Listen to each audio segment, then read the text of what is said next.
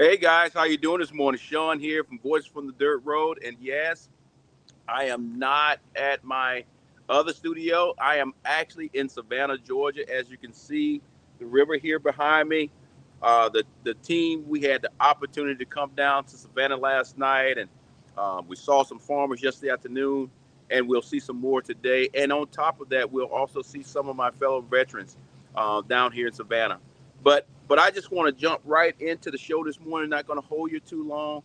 First, I want to say thank you for last week. I was doing some traveling, and we actually replayed the data center video for you. So I hope that you enjoyed that. A lot of great information that was in that particular episode. And on top of that, this particular week, if I'm not mistaken, in Paulding County, there in Northwest Georgia, they actually did a 6 week pause to ensure that the local people get a chance to let their voice be heard. So, a big shout out to those guys, and keep doing what you're doing. You know, data centers are coming, but I firmly believe that farmers, all of us across the board, should have a say in where it's going to be, who's paying for it, how much electricity is going to use, how much water is going to lose.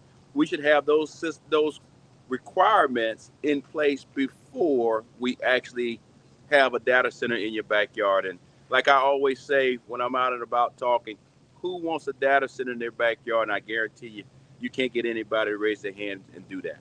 But with that, today's episode, we're going to talk about several things. But before I jump into that, because I'm here in Savannah, let me tell you couple quick things about this beautiful river here. This morning, we are we're here. Um, as before we came on the air, a couple of boats came by. This is one of the major um, uh, waterways when it comes to ports, when it comes to this part of the United States. If you can see behind me, there's the iconic bridge there. And oh, by the way, I actually just looked back. Let me just get out the way here. A major cargo ship is coming through. You can't make this up. That's what you call live on on the show. So when 5 minutes before we came on, we was kind of talking about what I'm going to say about this river, and all the things I was supposed to say. It was supposed to be a major waterway for caramels and all of that. And lo and behold, check that out. Major ship is just coming in. All of those things that you see on there, those cargo containers, inside of those containers could be stuff from everywhere. And that is how we get things in the country, but at the same time outside of the country. So just unbelievable that this would be happening while we're live here on the show. But at the end of the day, as the ship go by, you're going to get a chance to see it. But I want to move on into what we kind of talking about today. Um, Here in Savannah, we have the river. This is a historical site.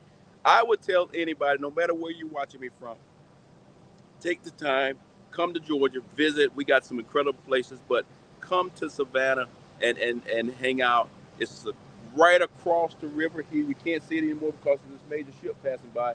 That's like downtown King Street. A lot of history over there, and I would encourage you to to go and check that out. Um, Now, what are we talking about today?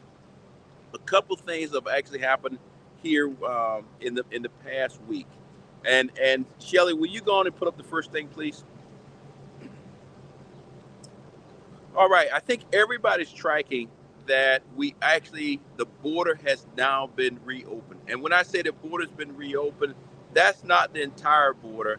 It's three or four entry points and to allow meat to come in from Mexico. And now let me caution you, because out there you'll see some people are very upset, others are very happy. The ones that are upset are concerned that the screwworm situation could get further out of control. However, these ports that they actually open up are miles and miles, hundreds of miles away from where the screwworm situation is at.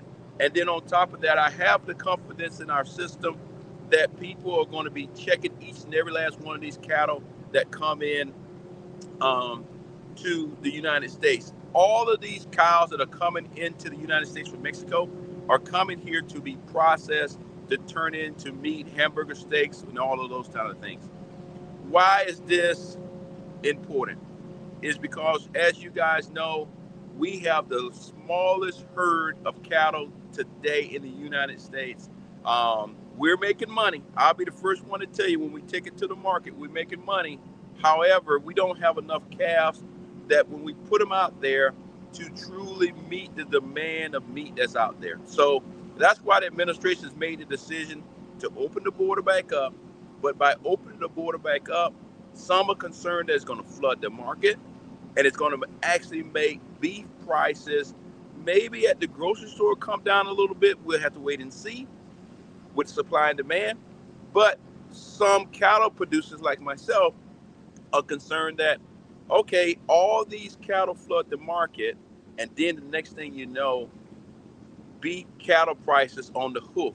What the business that producers like me are in, that now those prices start going down, and we're start losing money when the first time in a long, long time the cattle producers are actually making money. So I would tell you, the Cattlemen Association and others are watching this very closely. We will continue to watch it very closely, and we will actually keep bringing reports because it's just opened back up. The one more thing I just want to tell you about this is, I'm not going to say I support it or not. That's not my role in this particular uh, podcast. What I'm doing, my thing is to bring you information. But what I will say is this: it was many people in the western part of the United States at the processing plants and all the ranchers and everything else that had built their business plan on that beef coming over from Mexico. They were going out of business. So I'm happy that now we're bringing beef back in. That makes sure that those individuals can still feed their families, but we still need to be watching it very closely. So that's what's going on right now in the beef world. And then let's move on to the next topic. Agriculture industry got a visit. All right. The other big thing that actually happened in agriculture happened right here in the great state of Georgia. Secretary Rollins, she came down here to Carrollton, Georgia, which is not too far from where I live. But she came down to make an announcement. And it was kind of like two announcements in one. One announcement that I'll make sure I bring to your attention is the processing plants. Um, Processing plant is where you as the individual or me as the cattle producer can actually go and get your cow processed into hamburgers, steaks, whatever, whatever, whatever. The problem that we was running into, or a problem that we still have, is one that was not addressed. I want to make sure everybody understands this. One that was not addressed is capacity. We don't actually have enough processing plants that are USDA inspected, that people like you and I that want to do farm to table can actually get your cattle in there in a timely manner to meet the demand. So this issue that Secretary Rollins came here and did does nothing to address that. What it did was made it the opportunity for processing plants, current processing plants, to to try to get a grant, fill out some paperwork, and then get approved, so that they now, if approved, they do everything they need to do. They can take meat that they actually process here in Georgia and send it across state lines. That is big for our processing plants because, as you guys know, right now, like I said, I'm standing here in Savannah, right here on the river. Savannah, downtown King Street is right there behind me. However, if you were looking directly over my phone that I'm talking to you on, directly 20 minutes from here is Hilton Head, South Carolina. So just to give you a great idea, if it's a processing plant right here, now that individual not only can sell his meat or her meat right here in Savannah, but now he can send it over to Hilton Head, and that opens up a great new market for him. So I'm happy for that piece of it, but I also want to be clear with everybody. The big rock that everybody was looking for was the capacity side. How do we get more processing plants here at the local level that's USAID inspected so that you can have more farm to table, because the demand is out there and all kind of people are actually asking farmers every day. I know I get the phone call every day, Sean, how can we buy some beef directly from you on the farm? And we working on that. But the reality of it is I got to have a processor that I can depend on and that I can get the cattle into, and then ultimately that gives you the quality cuts that you're looking for. So that's where we are on that. But I think I have a video where Lebanon Alive is talking about some of this. His agriculture industry got a visit from a Trump administration official today. The Secretary of Agriculture, Brooke Rollins, met with farmers in Carroll County to talk about the challenges facing rural communities. Rollins toured NG Turf, a sod farm, to discuss the impact of new federal policies on farmers. She says cutting labor costs, opening new markets, and lowering input costs, are helping keep farmers in business. Since I was here last, Tyler, at least since that first meeting, we've had a 35% reduction in labor costs in just 1 year alone. I think it's also important to note that Brian mentioned as well, your great congressman, that we've been working very hard to continue the payments, the bridge that is necessary as we're opening up new markets around the world, as we're opening up domestic markets here at home, and as we're bringing the cost of inputs down, that we've got to keep our farmers farming. Rollins also highlighted a new program aimed at helping beef producers as the nation's cattle herd sits at a 75-year low. Georgia recently became the 11th state to join the USDA's Cooperative Interstate Shipping Agreement. The program allows Georgia's state-inspected meat processors to ship products across state lines using the SDA's seal of inspection, opening new markets and opportunities. Well, as you can see there, we're moving in the right direction. But let me go a little bit off strip, because guess what? We're doing this outside, and it kind of just hit me. Is many years ago, I think some of y'all guys probably see on my shirt, my Wound Your Warriors shirt. That's an organization that I support 100% and will always support. But as that video was playing, it hit me that many years ago, 40 plus years ago, my military career started not here in Savannah, but there in South Carolina at Parris Island, United States Marine Corps' boot camp. And as the sun is starting to come up and it's humid, and I'm trying not to sweat here on the set, as you can see, I have absolutely no hair. It hit me that, wait a minute. It was hot 40-some years ago when I first started the military, and let me tell you something else. It is still hot here in Savannah, and it's not even 7:10 yet. But I want to stop and say thank you. I think right now it's roughly about 100 people watching this morning, so I just want to say thank you. I'm not sure on this platform this morning, the way we're doing it, can you put something in the chat and say, hey, I'm watching you, Sean, from so-and-so, so-and-so. But just again, I just wanted to stop and say pause and say thank you for supporting us. Thank you for helping us to get information out and kind of go from there. But again, if I can pull this off without sweat falling in my eyes, that's going to be a success for today. So with that being said, we already talked about the processing plants. We talked about where we at here in Savannah and why we here in Savannah. Yesterday, I won't go into names or anything, but yesterday I had an awesome visit. I stopped by a farmer's farm and looked at his whole operation. But when I stopped and looked at that whole operation yesterday, I was not stopping at it, looking at it from a point of view of Sean, the guy that you see on the podcast. I was looking at it from Sean, the farmer, because farmers mentor farmers. And this individual here, I consider him an outstanding mentor. And he gave me the opportunity to look at his farm, look at his operation. I learned a lot, and I'm going to take some of the things that he's doing on his farm and incorporate it into mine. And that's what I just encourage everybody to do that's in the farmer business. Find you a mentor, older farmer that's been doing it for many years, and learn from him. But on the other side of the coin, if you're not into agriculture, I encourage you to reach out to our farmers. And if they're in agritourism, say, hey, can I come out to your farm and see what's going on?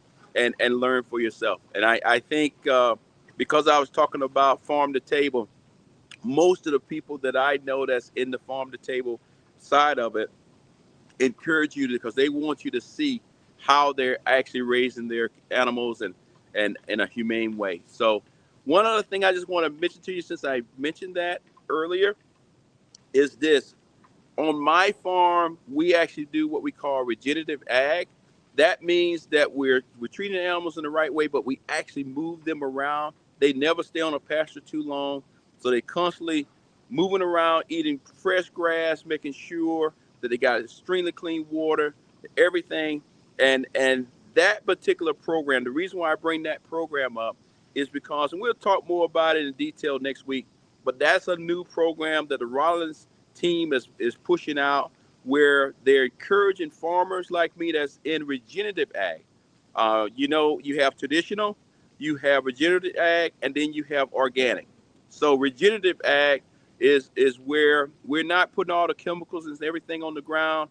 How we do still give our animals their vaccine shots to make sure they don't get sick or injured or any of those kind of things, but we follow some principles, and the Rollins administration or the Trump administration now is rewarding us. And I think, and I don't have the number right here in front of me, but I think it's like $5 or $6 million that they got in this pilot program. And I'm proud to say that I was one of the farmers that was selected here in Northwest Georgia to participate in it. So we'll go through that one of these days when I'm moving the cows around. I'll show you that process. I'll even show you what I do when I have to measure the grass and all those kind of things, because I think in the future we're going to have a lot more farmers moving. Not saying anybody's doing it right, wrong, and different, but I think we're going to have a lot more farmers move from traditional into regenerative ag. And then our brothers and sisters that are doing the organic, they're doing an outstanding job. I just can't keep up with all the paperwork based on my schedule. With that, as y'all guys know that we're live, so I'm just going to tell you the truth. Because we're live, I don't have the little thing to the side that kind of tells me what I'm supposed to talk about next. So I got to look over here at Shelly and say, Shelly, what the hell am I supposed to be talking about next? The 11 billion. All right. Currently, right now in Washington, D.C., last week or the week before, Secretary of Defense or Secretary of War and Secretary of Agriculture Rollins both had to testify to Congress. I'm not going to get into that, but on Secretary Rollins' side, she was asking for some additional money for the farmers. With that being said, we just need to be truthful. The administration is doing their best to try to keep farmers afloat. However, is a lot of things that are putting pressure on farmers, and some of them are actually going bankrupt. And y'all guys know the bankruptcy rate here in Georgia is going up and everywhere else. But with that being said, it's $11 billion, additional $11 billion or so that she was actually asking for Congress to give so that they can send out another bridge payment to the farmers. The only issue I see with that is, one, first you got to get it.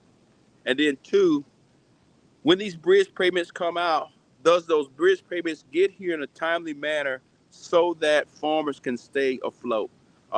It feels as if every 3 to 4 months it's a new type bridge payment that's coming out to us. And that simply says to me, if everything was going well for us in farming, we wouldn't continue to get these bridge payments. And some of my fellow farmers have said it the best. We don't want a handout. We just want to have markets to be able to sell our stuff. So with that being said, right now we got additional tariffs that just came back out on some countries. We'll have to see how that play out. But on top of that, at this point, a couple things have happened. That $11 billion has not been approved. I think everybody should make sure they're tracking that. But then on top of that $11 billion that has not been approved is that right now is still the farm bill is still stuck somewhere in committee. And with everything that's going on in Washington, D.C., I'm not 100% now. I had a lot of confidence a few weeks ago, but I'm not 100% now that the farm bill is going to make it out of committee and get passed. Because right now in D.C., the House is back at home. The Senate is still there, but I think it's got some internal issues going on. So I think the Senate is also going to be coming back home, and then they're on recess all of this particular month. So um, we're going to see what actually gets done. But I just kind of wanted you to be able to track that. Shelly just handed me a note, says we got over 200 people watching us this morning. And again, I want to say thank you to everybody. Please like and share. Tell guys that, hey, Sean has took voices from the dirt road, and we on the road. We are truly on the road. We're down in Savannah. If you're just getting on, this is the Savannah River behind me. We just had a major ship come through, and uh, things are great. Why am I down here in Savannah? As soon as I finished doing this, I got to go to a veterans event and talk to some fellow brothers and sisters. Um, and when I say talk to, I'm also listening, and see how can we help our fellow veterans. I'm also going to do a show in the future where I talk about something that I did from being a soldier to a farmer. I think this going into agriculture is a great thing for our veterans, and then we're going to talk more about that. And it gives you a purpose because in the world of agriculture, I'm not going to lie to you, every day is not a holiday. But again, we're going to talk a little bit more about that in the future. And then on top of that, later on, we will at the same time be talking to some fellow farmers later on this afternoon. And like I said there, um, please, please, please, please pick up the phone today. If I'm not mistaken, today is Friday. Pick up the phone today and call Washington, D.C. and say, hey, where are we at on this farm bill? What are we doing? Why is it held up? And I would tell you, it's some things that was put into it, that's hidden into it, that cause some grumbles. I'll let you do your own research on it, but call your senator and say, hey, fix it. Let's get it done. Let's take care of the farmers and let's get it out of committee.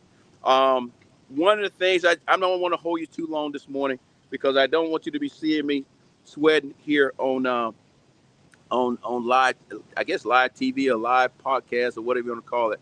And then on top of that, if y'all guys know me, you know that I'm a 100% disabled veteran. So when I stand in one spot for a long time, my back is killing me.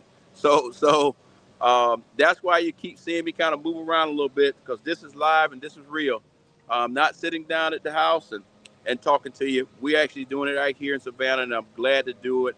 Hopefully, this information is going to be very beneficial for you. So, with that being said, I mentioned already that as a farmer, as a veteran, just everyday people, the world of agriculture is very, very stressful right now. And because it's very stressful, I ask you if you're having an issue, if you're struggling, please pick up the phone and call 988. Somebody will answer that phone. A professional will answer that phone and help you get from where you at today to tomorrow. Because I always say it all the time is this: don't let a short-term issue make a long-term decision. So, with that being said, my man over there is putting in his work. He's cleaning up the pool area. So I got to respect that because I love when people get out and work and kind of go from there. So because we got the guy cleaning up, we got a beautiful place here down here in Savannah. And because I'm actually starting to sweat my butt off, I think, if I'm not mistaken, we got to be at the end of the show. I can't really tell exactly how many people are following us, but I got a note here that says roughly about 200 plus. So I just want to say thank you to all of y'all guys. If you see me down here in Savannah, stop me, say hi. I love to take a picture with you, chat it up, and kind of go from there. So with that, guys, we've been on now roughly about 24 minutes. You know, we try to keep this show where it's 30 minutes so that you can get a little nugget and then get on out there and check the cows, do what you need to do. This morning, I got a cup of coffee out of the hotel here, and it's good coffee. but it's too big for me to just drink it all. So today we won't be able to turn the cup over, but I do want to say this. Hey, thank you for supporting this show. Thank you for supporting me. Thank you for supporting all the people that you don't see that's behind the system to ensure that I can actually pull this off. So again, look forward to seeing you somewhere out there. And if you want us to come visit your farm, send us a little note, and we'll come and talk about your farm and what you're doing, and try to get people, especially doing farm to table. We'll do a little something for you. So with that, guys, have a great day. See you somewhere out there. If you see me here in Savannah, stop me and say hi.